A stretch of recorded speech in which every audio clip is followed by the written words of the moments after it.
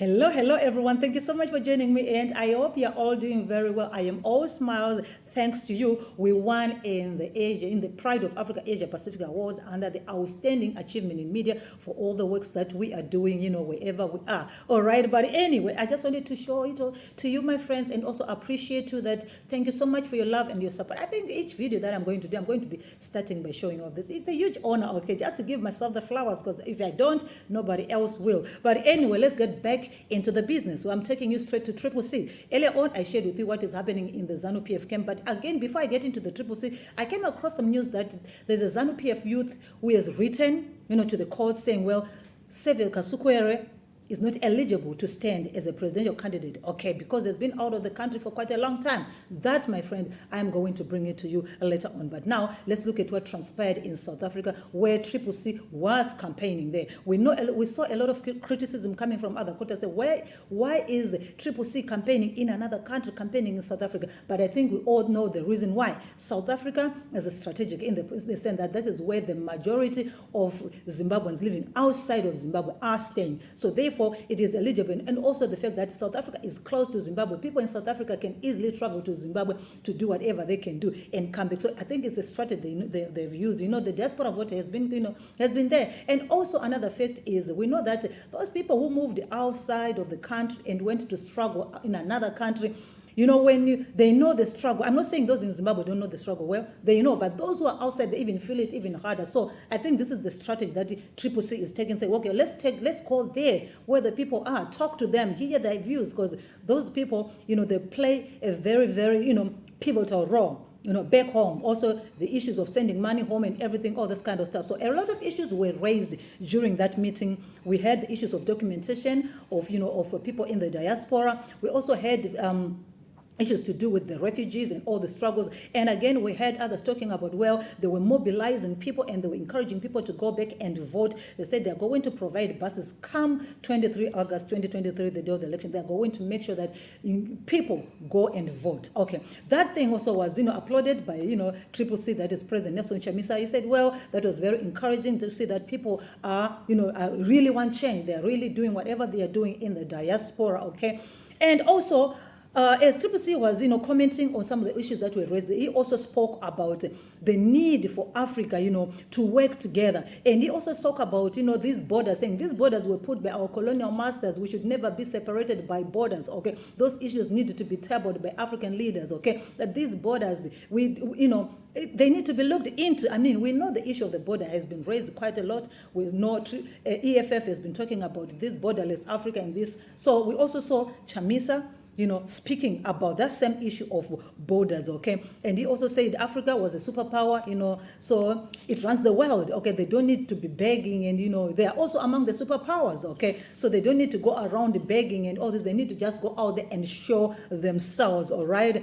And again, he spoke about the need for leaders, okay, in Africa to really have their people at heart, okay. So he's saying, well, when it comes into power, these are some of the issues he's also going to table. Of course, we know that these things have already been tabled before, but we continuously see what is going on right now, okay. And he said Zimbabwe is going to be big and South Africa will come for help in Zimbabwe. I mean, we know all the attacks that are happening to Zimbabweans, the humiliation, they go back home and do this and that. So CCC is saying, well, when he comes into power, then when Chamisa gets into power, CCC is now the government of the day. They are going to make sure that they are going to change Zimbabwe, so that South Africa is going to come to Zimbabwe to ask for help. They're going to look for jobs in Zimbabwe.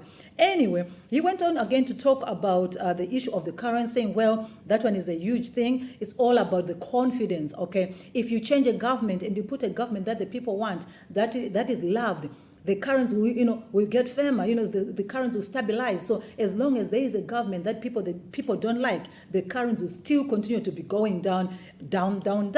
Okay, so he said, well, it's all about the confidence that, a new leader is going to bring. And he was saying, well, he is the leader who is going to bring that, stability, that confidence on the country, for the country to change and for the country to move forward, okay? He also spoke briefly, but on this matter, he was interrupted before he could hear what he wanted to say. You mentioned something to say that, well, when there's a change of government, the currency there's confidence in the market, things stabilized a little bit. And he said, I will quote, like he said, Mnangagwa had it, but referring to what happened in 2017. Remember, in 2017, people celebrated when President Idi Mnangagwa came into power. People celebrated, say, well, there's a new change of government. People were very happy to have President Idi Mnangagwa as the president. All they wanted to do was to remove Araji Mugabe, of which Araji Mugabe left and Idi Mnangagwa came in. And Chamisa here was saying in 2017,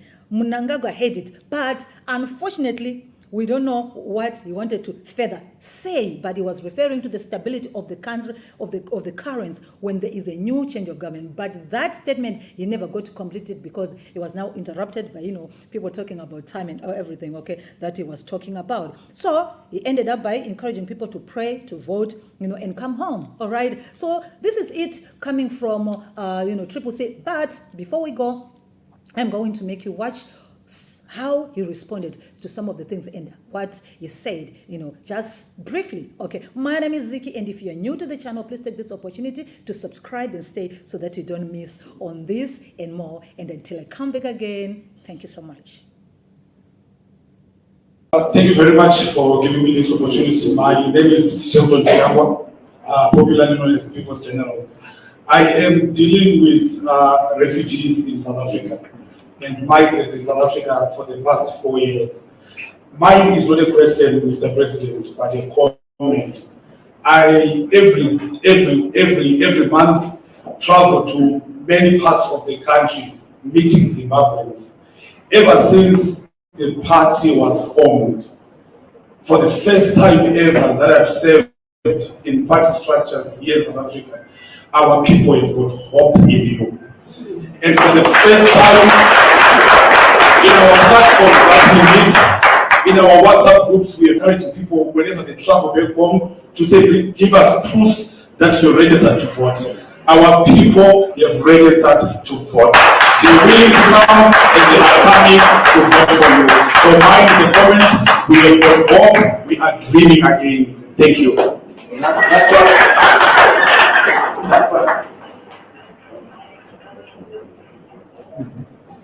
Thank you, President. My name is Dennis Julu. I'm the President of the International Cross-Border Traders Association. I represent cross-border traders and people in the diaspora. We really appreciate your presence here, President. And I would like to assure you that we managed to bus people to go to Bedbridge and register to vote. People could not go to their respective constituencies, but we managed to take them to Bedbridge so that even if they can not vote for their MPs, but they can still vote for the president. So I'm very, very certain that you have the diaspora vote, and I and my executive will make sure that we'll send more buses come the 23rd of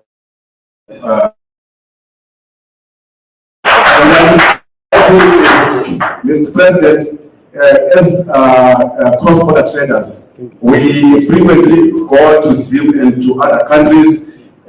We are the people who can convey messages of hope, messages of change, and make sure that our relatives back home, they vote for change. And we guarantee you that our parents back home, as breadwinners, they must vote for you. It's not an option. They must vote for you. Thank you.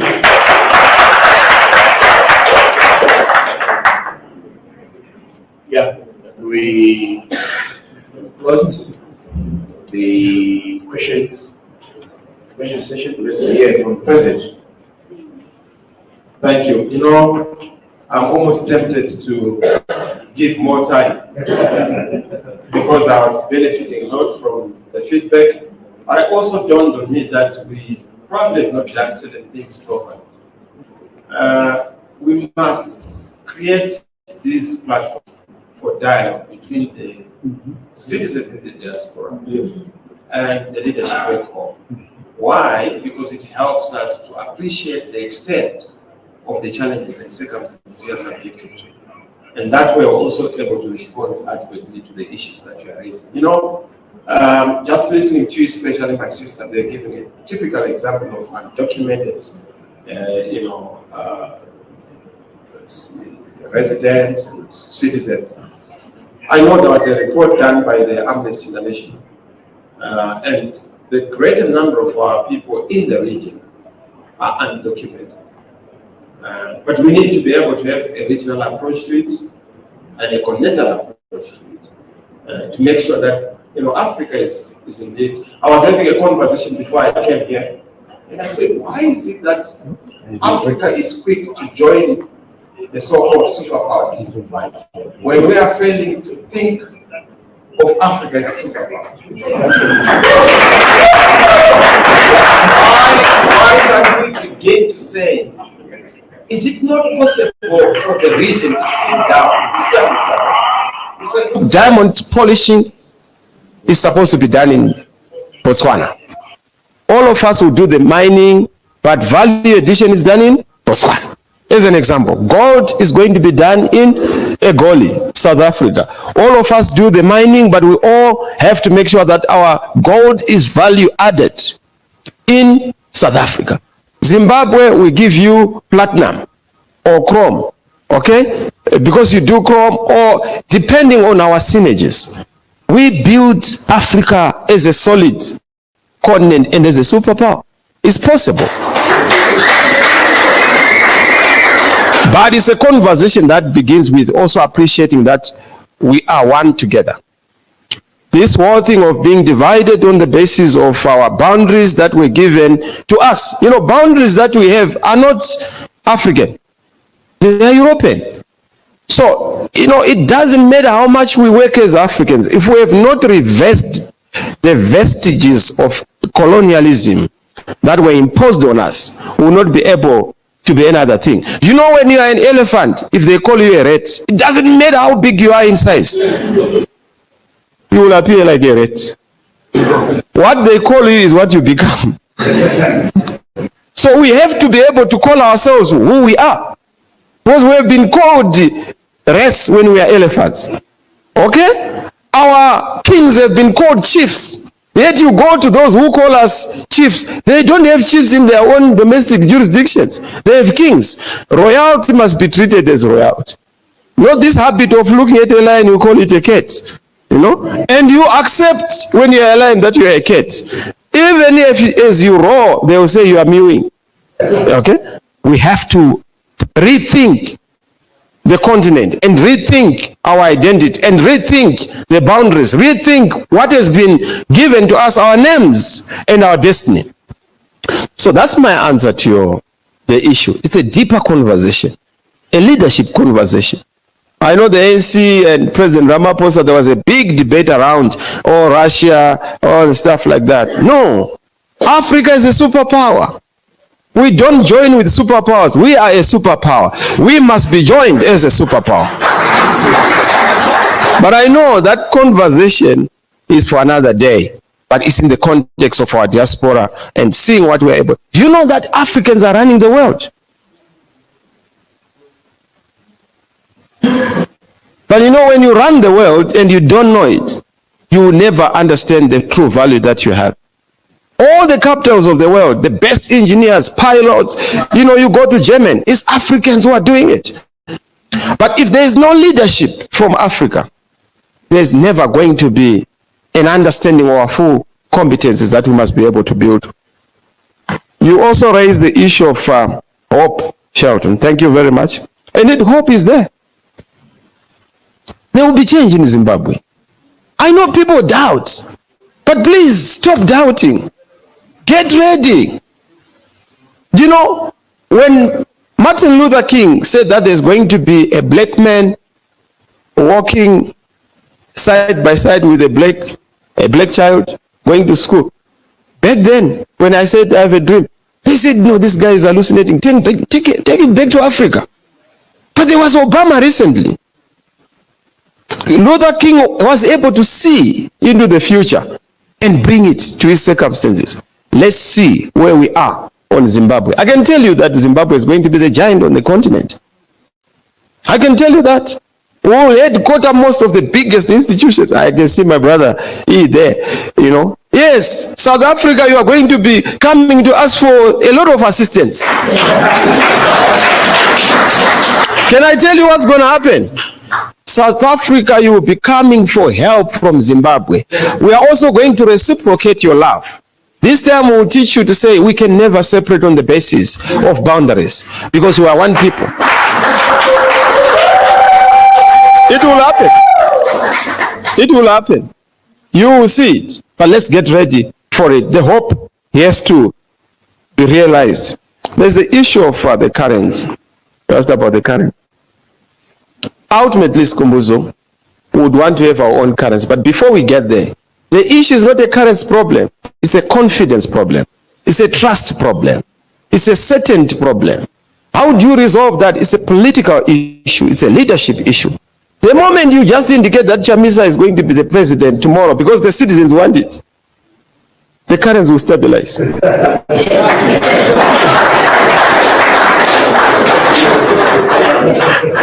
I recall a conversation I had with Strive Masiwa. He was telling me, back then, you know, we're students then and we're just having a discussion. Do you know that if Mugabe says he's going to resign next week, the dollar will fail? I said, this man hates Mugabe with a passion. But he was correct. Signals in politics dictate the stability of economics. You don't fix the economy in economics. You fix the economy in politics. When there is consistency of leadership, of policy, then you birth the confidence of citizens. Mnangagwa had it.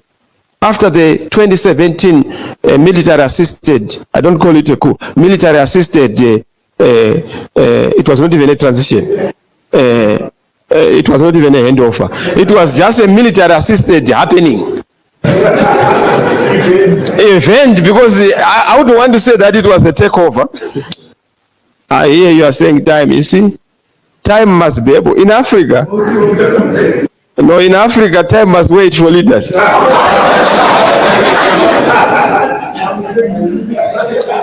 This whole thing of time being dragged by, it's not good. No, I hear you. Thank you so much. So the issue of the currency, we'll have to start with a basket of currencies. Continuing with the multi-currency system as a way of stabilizing, as a way of stopping the hemorrhage. We can't at this juncture say we are going to be able to go back to the RTG. They've tried it. It has not worked. You can't also introduce your own currency before people see the signals that are coming from the political leadership. But even ourselves, as we go forward, we must be rethinking, and that's part of our economics team who are dealing with the rapid accelerated transformation of the economy program.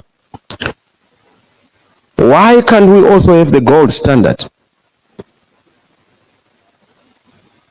It's a deeper conversation, and I know that it is enemies, but we need to be thinking in that direction.